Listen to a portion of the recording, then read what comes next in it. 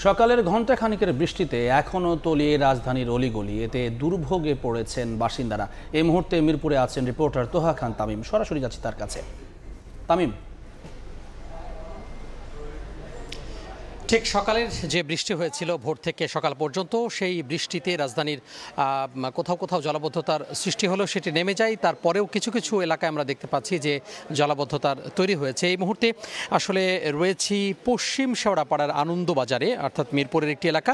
এই আনন্দবাজারের একটি গলিতে আমরা লক্ষ্য করছি যে জলাবদ্ধতা, সেই জলাবদ্ধতার সৃষ্টি হয়েছে।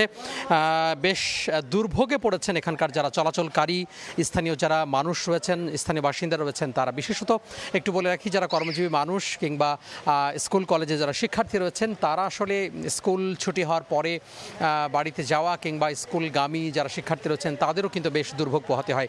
এই যে রাস্তাটি, অর্থাৎ আনন্দবাজারের এই রাস্তাটি, ড্রেনের কাজ দীর্ঘদিন ধরে চলছে এবং আপনারা দেখতে পাচ্ছেন যে বিভিন্ন স্ল্যাব, সেই স্ল্যাব এখানে ফেলে রাখা হয়েছে এবং এই ড্রেনগুলো পানিতে বিভিন্ন ময়লা আবর্জনাতে আসলে বন্ধ হয়ে যাওয়ার কারণে এই যে জলাবদ্ধতার সৃষ্টি হয়েছে। এখানকার যারা ব্যবসায়ী, স্থানীয় যারা মানুষজন রয়েছেন, বাসিন্দা রয়েছেন, তাদের সাথে কথা বলেছিলাম। তারা বলছেন যে এই যে ঘটনা সেটি কিন্তু বছরের পর বছর ধরে আসছে, অর্থাৎ এভাবেই একটু বৃষ্টি হলেই এই যে গলিটি, সেই গলিটি ডুবে যায় এবং এভাবেই তারা নিদারুণ যে কষ্ট, সে কষ্ট পোহায়েই কষ্ট সহ্য করেই তারা আসলে বসবাস করে আসছেন। বিশেষ করে এখানে যারা চলাচল করছেন, হেঁটে চলাচলে কোনো উপায় নেই, কারণ নোংরা পানি, ড্রেনের যে ময়লা, সেটি ময়লা এই বৃষ্টির পানির সাথে মিশে এক ধরনের যেই জীবাণু, সেই জীবাণু তৈরি হয়েছে, নোংরা পানিতে তৈরি হয়েছে এবং যার ফলশ্রুতিতে এখানকার যারা হাঁটাচলা করছেন তারা আসলে নানা ধরনের শঙ্কায় থাকেন, অর্থাৎ চর্মরোগ সহ নানা ধরনের যে শঙ্কা, সেই শঙ্কায় তারা থাকেন।